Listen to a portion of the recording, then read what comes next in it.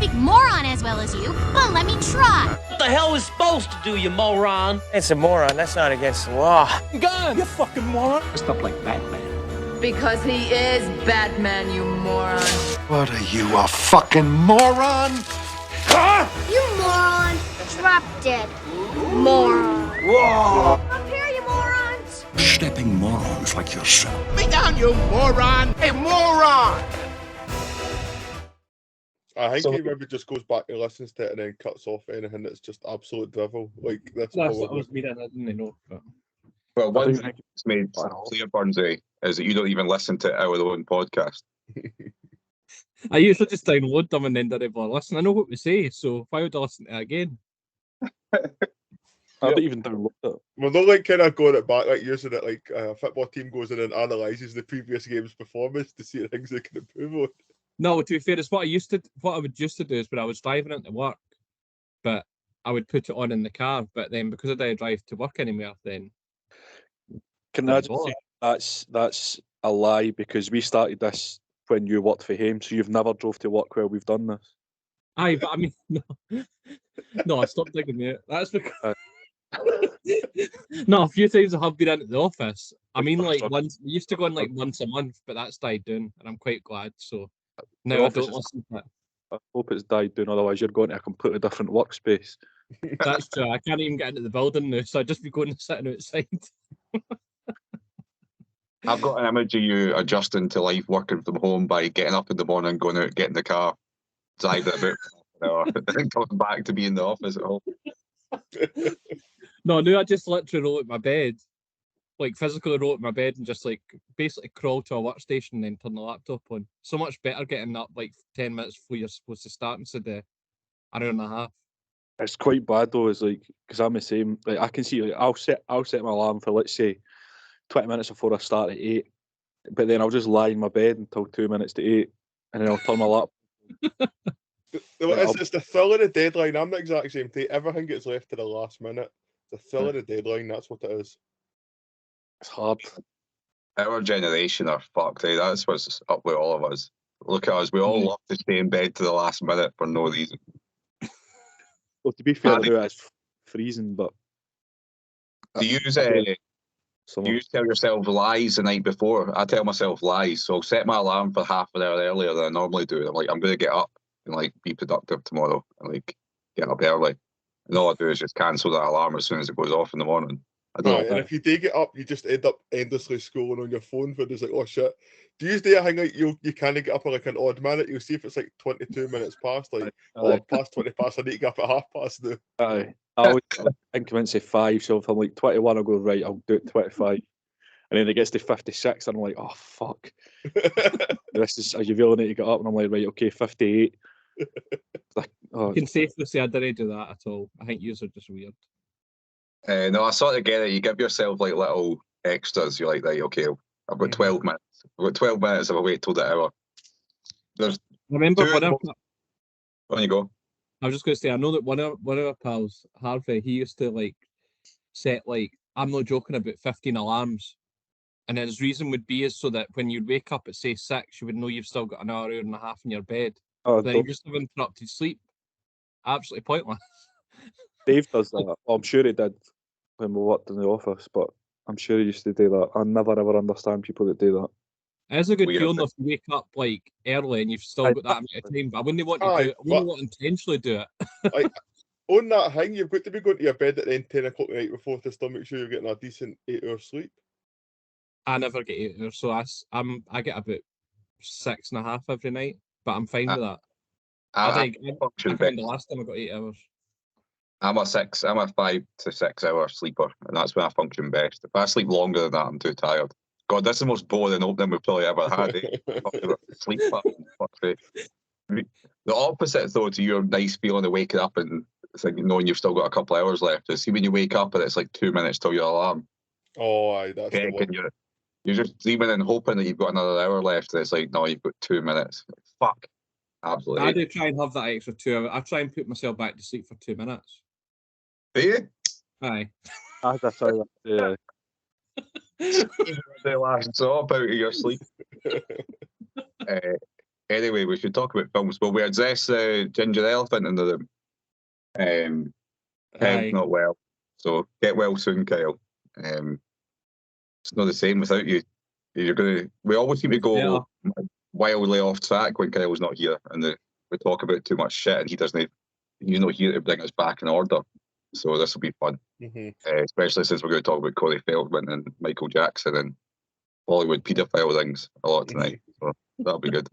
As a podcast about Hollywood paedophilia, rudely interrupted by some scoring of a film that we've all watched. That's essentially it. Who's going to take notes of names for the podcast? You could type on that. You've got a keyboard in front of you. I can type. Can you? You know, none of you's able to do that. No, you make it sound as if you're fingerless. I'll open up my sticky notes and make a note of anything that comes to mind. Your sticky notes. It was actually. I'm horrendous at that stuff. What, typing? No, taking names of podcast names. To be fair, surely Kel's going to listen to this back, surely, to make sure I've not said that ridiculous. That should really be Kel's job for just bailing on us. Kyle never listens to it. He puts music at the start, puts music at the end, and posts it. That's it.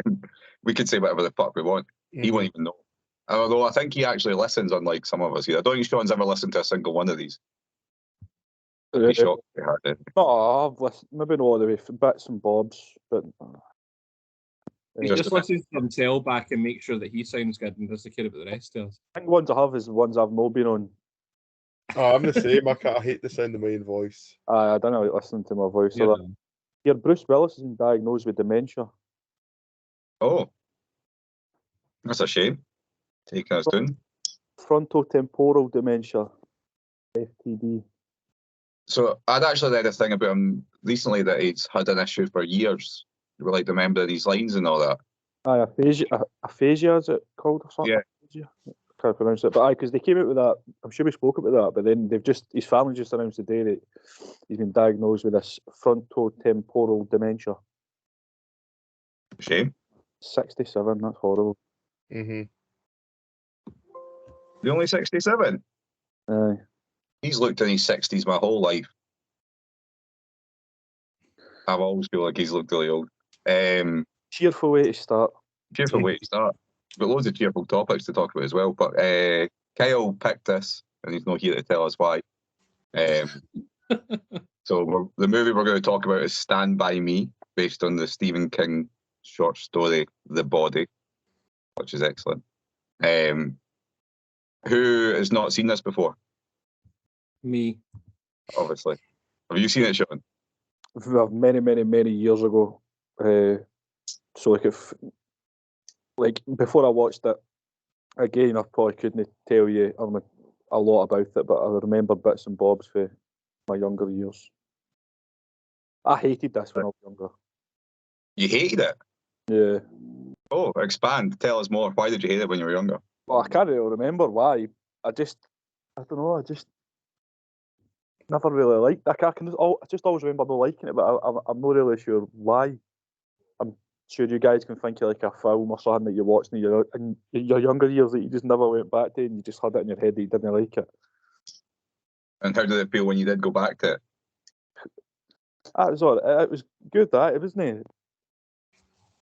I don't think it was outstanding. It's a nice wee story. I think it relies a lot on what's the right word for this? Sorry, I've got fucking brain fog because I've no long woke up. There's a word I'm looking for here. It relies a lot on the fact that it's like kids smoking and swearing and all that. Like, is this like a shock factor? Just, I don't know. I think it's in terms there's a lot of juvenile just jokes and that was what was keeping it going throughout it, Sean. It's like, so it starts off with them in like a wee tree house. 3 of them before the 4th one comes up, and they're smoking and that, and they're what, about, I don't know, 12, 13 or something like that, and they're swearing, and it's like, oh fucking hell, look at these kids smoking a fag and all that, and it just continues the whole way through the film, and they are just little fucking assholes. I don't like one of them. I do not like. Oh, like see when they, fucking was it the car lot or like the A scrapyard. yeah the scrap Aye. the wee specky boy was getting out of big licks and all that because his dad was getting slagged off and he was wanting to fight a fully grown man who had an aggressive dog with him. Like we've all walked past wee idiots in the street like that, like local to us. You just want to smash them, but you can't. You're twice the size of them and 3 times the age of them. I fucking hate wee arseholes like that. And maybe when I watched this when in my younger years, I was maybe scared of people like that, so that's why I didn't like it. But fuck me, they're just horrible, horrible wee bastards. I didn't care for one of them in the film at all. I forgot Kiefer Sutherland was in this. I love Kiefer Sutherland too, but how young does he look in this as well? This is what 80. Is this 89? Aye, late 80s, I'm sure.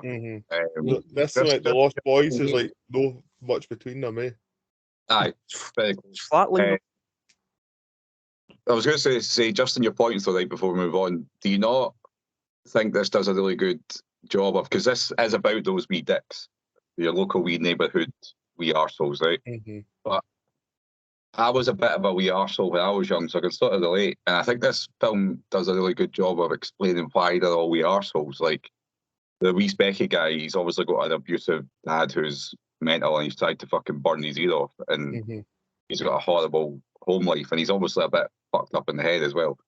You've got Gordy, whose brother died and his parents fucking ignore him and wish he was dead. And he's got no self-confidence. And that's Will Wheaton, by the way.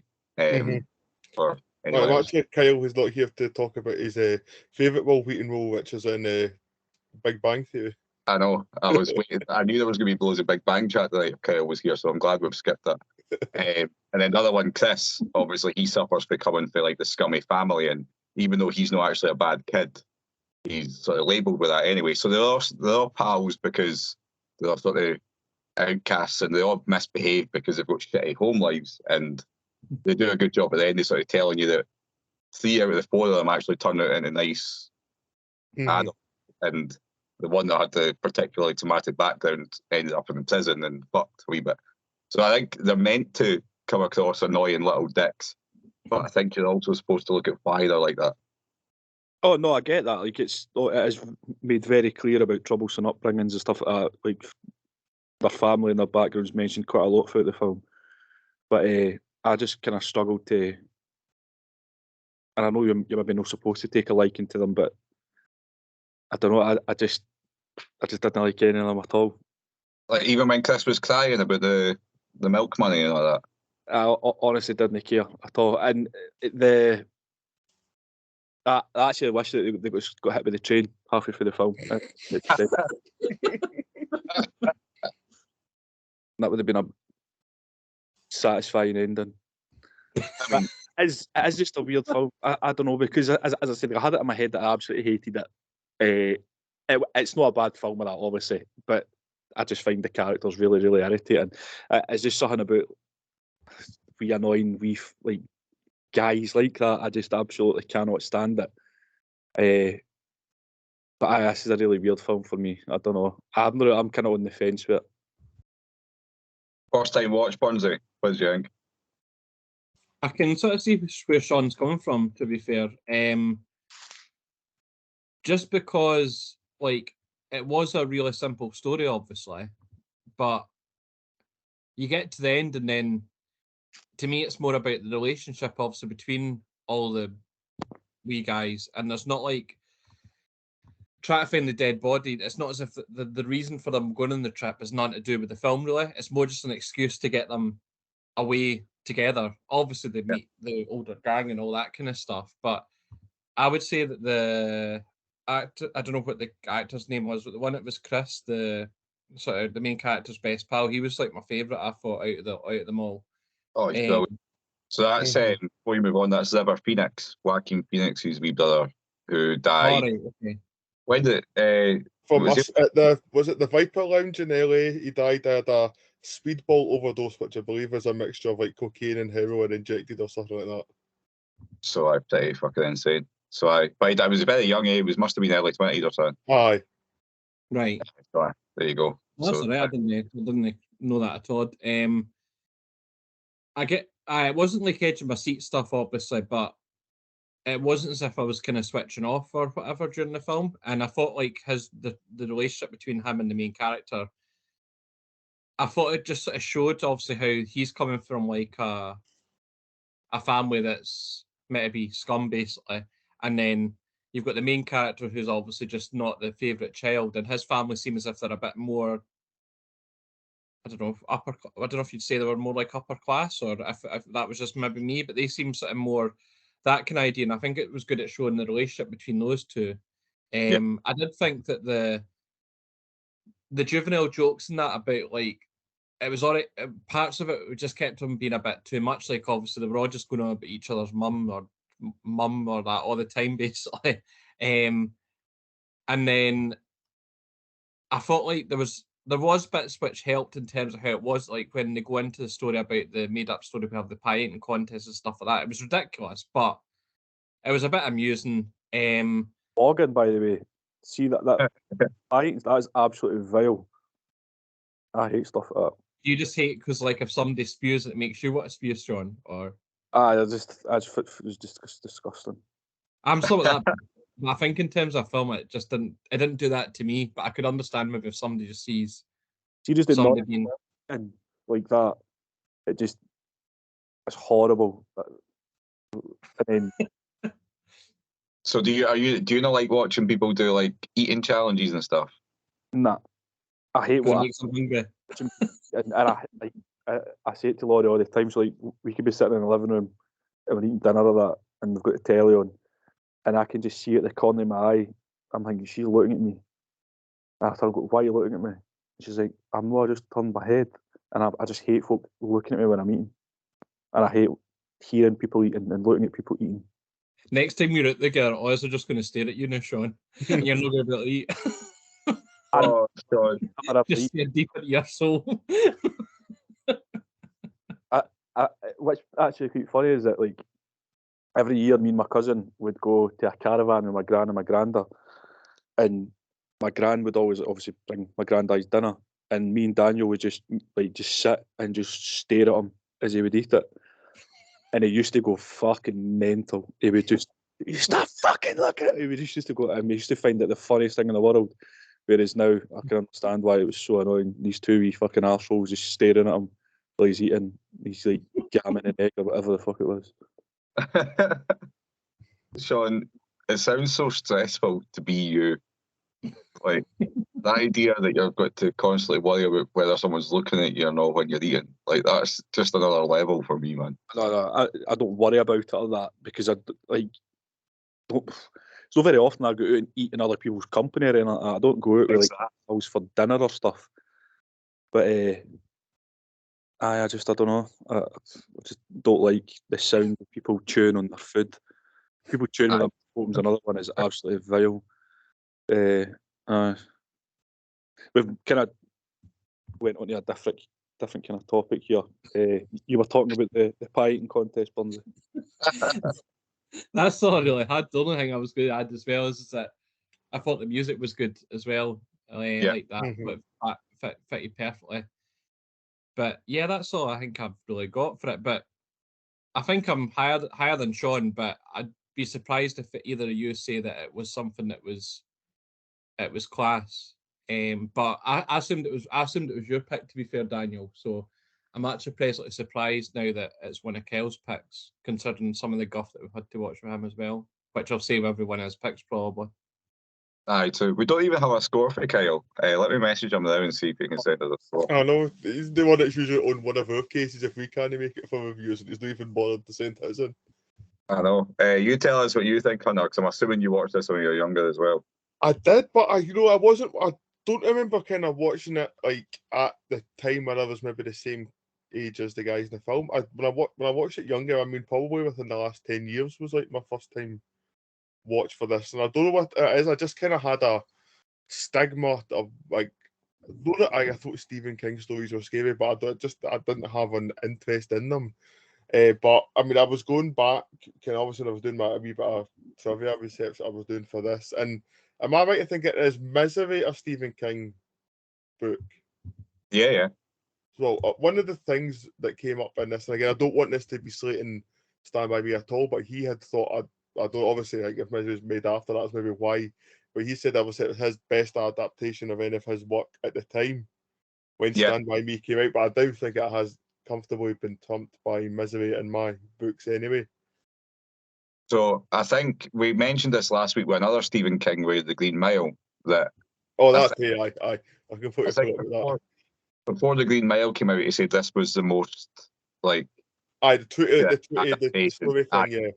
It's exactly like the story, but it's only a short story. It's not like a full novel. It's a bit like Shawshank. It's like what are their books sort of worth? But it's exactly the same as the book. It's like spot on accurate. Like I think that's why I like it so much. And again, kind of similar to what you were touching on before, there is something relatable in these characters, even though I think it's maybe a maturity thing in us that we find them annoying wee dicks now. But when you think back, I mean, I don't know if was it this film or another one that talks about like the friends you had when you're 13 years old. Is it this or is it? That's And it's like you read it back when you're that age, you think they're going to all be your best friends for the rest of your days and whatever, and you think, oh, nothing about it, and then kind of you get to the end of high school and everyone kind of splits up and whatever, kind of life moves on and whatever, and it's just like you do think back then that's it. This you've got to be in your retune. That's it. You just whatever. Like the real world seems so far away, but when you look back, it's just came in so fast. Like we were thinking, what 20+ year ago we were that age, and it just seems to have went by so fast. But with regards to the film, again, it's as you've said, Bumsy, the soundtrack is amazing. It's, I mean, it's obviously we've touched on the acting performances. River Phoenix is good, Kiefer Sutherland's good, and the only thing that kind of irks me slightly with this is Will Wheaton's character going from being crying and upset on that tree stump about his dad to then pulling a gun like in the space of a couple of minutes later. Like I could pull that gun out on Kiefer Sutherland, like that kind of seemed a bit you can't that the kind of, as I said, it irked me a wee bit, but again it's I mean there's no many sort of things out there that maybe sort of capture that moment for someone that age. Again, it's quite hard to tell a story, I think, and not for it then be appreciated maybe to the full extent that what somebody would when we get to this age. But again, it's not faulting the film at all. Again, is that maybe the older we get, the more unrelatable annoying maybe it's probably more of a what that these guys can get, because if you're a work person once, but as you said, you don't want to be the wee guys that's hanging about a shop or pelting eggs off windies and all that carry on, which we've done. Which I've done anyway. Aye, it's me thing. As you're right. It's I watched this at the right age for it. I think initially, and I've definitely got a right soft spot for this film. It just I don't know. There's something that hits home with me really about it. I think they're just like troubled wee kids, and when I think back, I do think that the best times were when you were just out and about as a wee guy. Like you were sent out, but you would go. Like I mind when we was like young, maybe about 12, 13, me and Neely and that used to go up to Bellsdyke Hospital and break in and like fucking go about all the corridors and all that. And that was the type of shit that was so exciting when you were wee. You'll never get that back like that. No. My mum worked there. Time. Say that again? My mum worked there. Probably at the time you were breaking in and running about the corridors. No, it was abandoned. It was abandoned at this point, like totally abandoned. And we found like old medical files and all that. It was fucking scary as shit. Like, but your imagination's pretty fucking everything at that age, and you it's your first taste to like real freedom. And you've not got much freedom. You're just going to like the other parts of your own wee village, but it feels like you've got freedom to do what the fuck you want. And I think this does a really great job of showing that part of a kid's life. All the wee guys have all got their own wee individual things going on that the challenges have sort of got to overcome when they go through it. Like the wee fat guy whose name I forget, is he Bern? Aye. There. Funnily enough, the actor who plays him, we should look him up. I'll get his name in a minute. He grew up to be a big handsome bastard. He's in loads of stuff. He's still acting now. But his whole arc was that he was basically being bullied by the wee specky guy the whole time.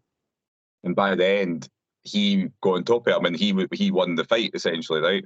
When they had that big sort of scrap, and the wee Gordy told him to shut up. Gordy didn't believe in himself all the way through because his family are fucking shit to him. So he was the one that stood up and stopped everybody. And Chris ended up going to college. He fucking stopped being so down on himself. And the wee boy, unfortunately, with the glasses, Corey Feldman, maybe didn't quite get his arc, but he apologised at the end. Basically, he was like, no hard feelings. And he was really stubborn all the way through it. I don't know. I just think it tells a lovely wee story. There's scenes in this that I've always remembered as a kid, like the leeches. It always stands out. And then the bit in the train tracks, obviously. And when they find the body and the gun and all that, getting chased by the dog. There's all these wee like bits of sort of action happen, tiny bits, filled in by the rest of it. It's just their wee relationship with each other. I think it's a lovely wee film that does a really good job of doing what it's supposed to do. Did you notice who the narrator / the grown-up version of Gordy was? No. No. He was, I'm sure it's Richard Zafis, who's the guy for Jaws, the one with the beard for Jaws. Like the main guy for Jaws. Oh, aye. So is So he I- playing him, like, as he's the guy that plays the grown-up version as well, he's not just the narrator? Yeah, so the guy who's the narrator is the grown-up version of Oh. Will Wheaton. And so it's coming from his perspective of the story. But Right. I think it's good. I think we've been a bit. I wanted a wee bit more excitement about it. I think I'm on too much of a high after everyone liked the Green Mile. I forget that this place is designed for shitting on things that I like. So bringing me back to the earth a bit. Let me see if Kyle set us a score. But while I'm waiting on Kyle sending me a score, which I don't think he will, it sounds like he's in his deathbed, man. Would you like some trivia? You can give me some trivia, then we'll do some Corey Feldman tales from the Hollywood paedophile thing. Yes, I can do. Yep. So, so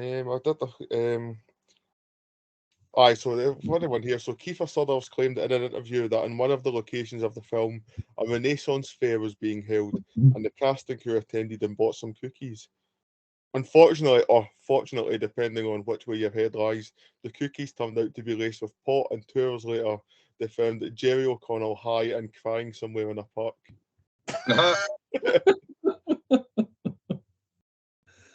That's funny.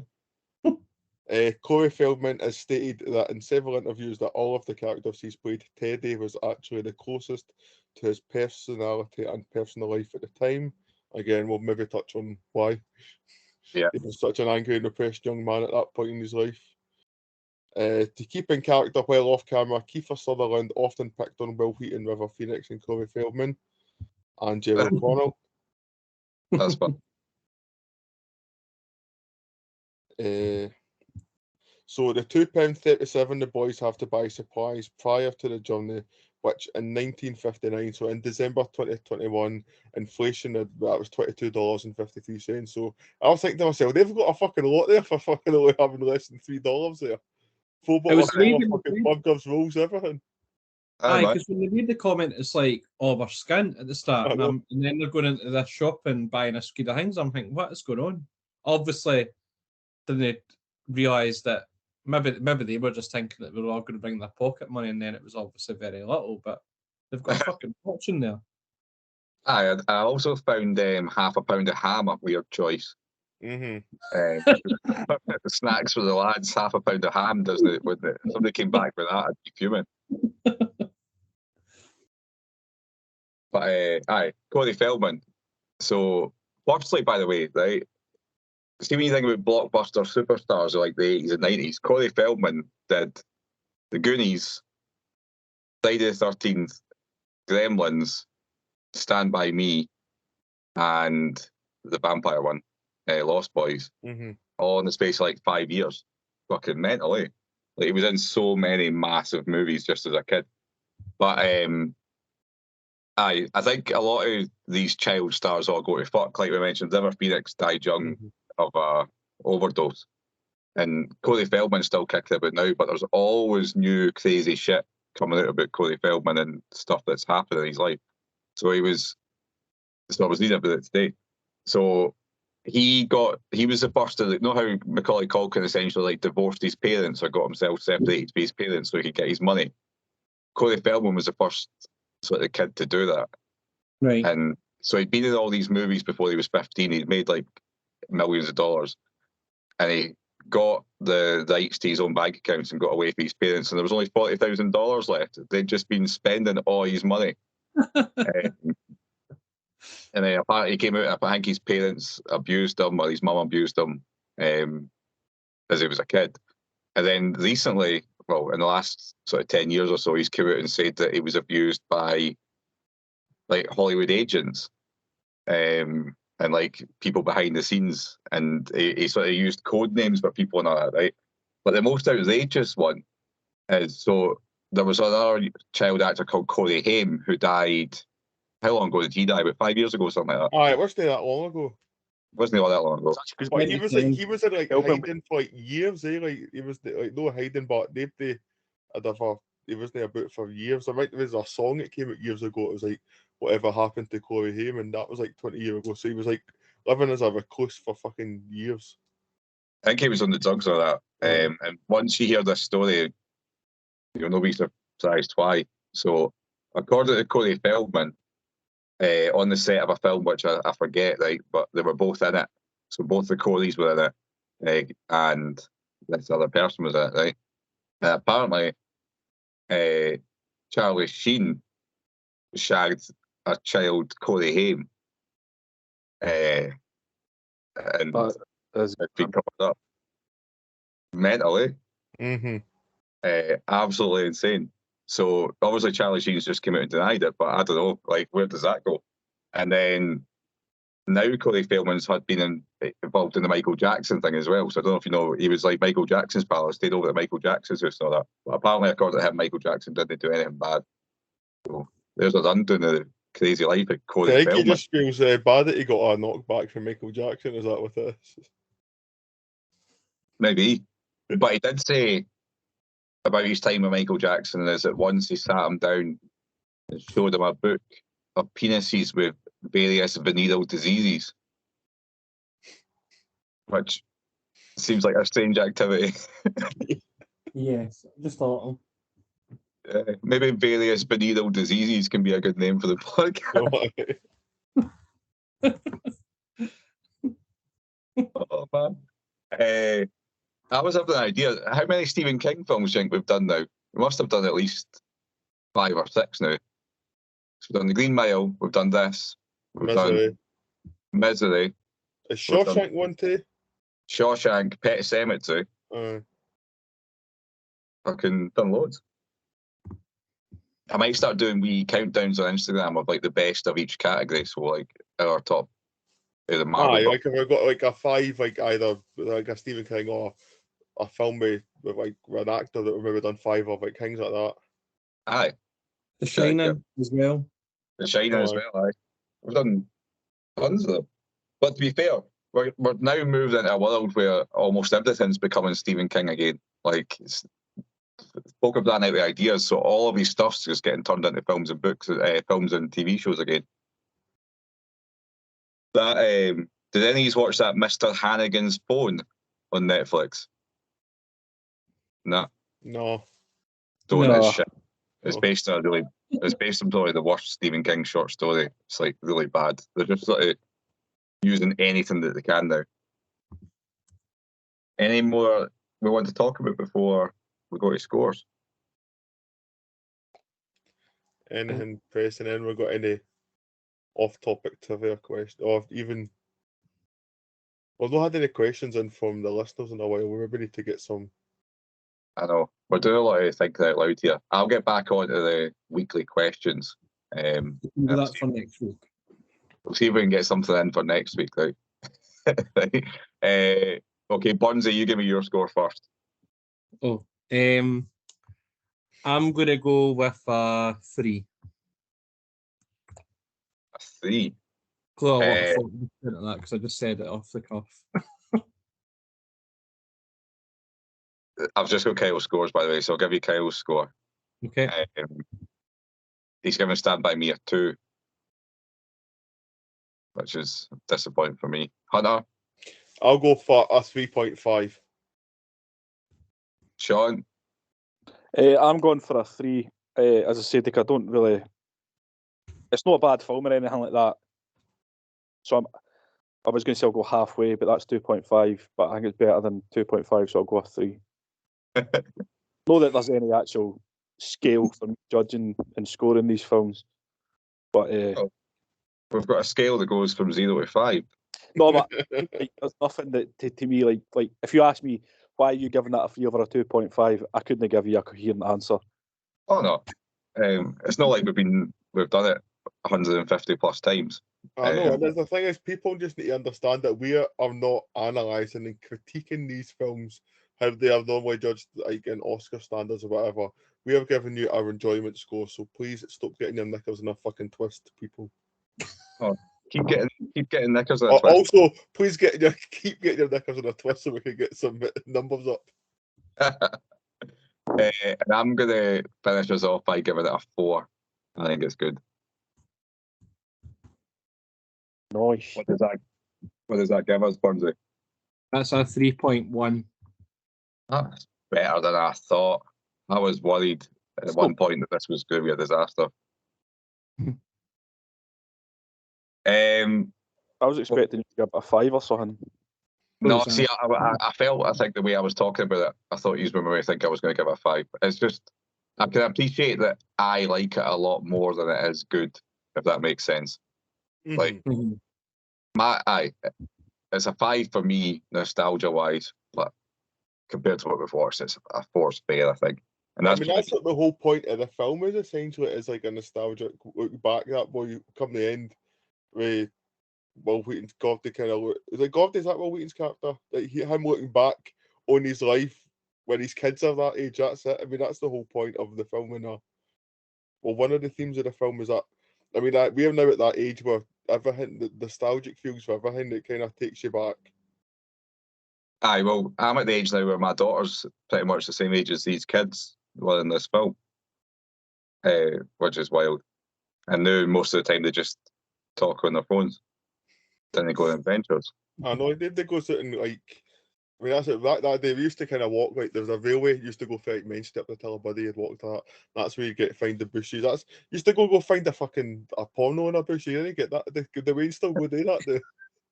I don't think kids find pornos in bushes anymore. Although I also don't think you get paper-based porn anymore. Do you? Who's buying magazine porn? I'm more concerned about who is the guy that's gone and buying one and had a wank in the bush in the first place. I'm just concerned that as a youngster, you would have no issues picking that up. I know. That's the worst. 4 pages stuck together, somebody's picked it up. You're trying to prize them apart, licking your on the page. That must have been a good page.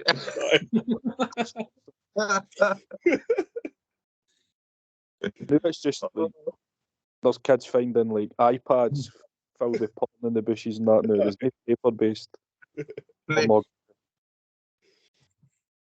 Just an iPad already logged into Pornhub, but just sitting there. with a smudged, gooey screen. Kids now don't understand the troubles you'd have to go through to see porn when you were younger. Like, this might be a story just for me, but I've got a funny feeling that it applies to a lot of kids. Is you knew that your dad had a porno VHS somewhere? No. I remember when we were younger, we must have been a wee bit older than the kids in this, but one of my mates used to like come out, like, so we'd kind of go like underage drinking like a Friday night, and he used to come out and he'd have this synopsis. Do you remember he used to get like a softcore movie on Channel 5? It was like 10 over a clock or something like that. He'd come out and be like, oh, you can watch on the night, and he'd give you like a rundown, his score, and what it was scored. He used to like, Kingswalk scored at a 5 in the papers too, like, so it stars. He would give the paper score and then his score based on previous viewing. Well, I used to go and sneak and find. My dad had a whole plethora of different fucking porns, like just on blank VHSs. It was a fucking excitement to sneak in and know that you not get caught, that know what I was doing. And it Did all you came have about. to like wind it back if you'd ever had a view of it? Like, Oh, this was on my mind. Get it back to where it was. As if anyone's memorising where they were in the porn story. Just when you say that, I like obviously people will, some folk will be like, "What's even a tape?" But it didn't even. Until you said that, even didn't even cross my mind. Obviously, you would have to like, if you put a tape in, that it would obviously start where it was. That just obviously completely went out of my mind because it's that long ago since we used them. Exactly. The weird thing is that if you really think about it, when I put it on, I'm starting wanking when my dad's finished wanking. That is vile.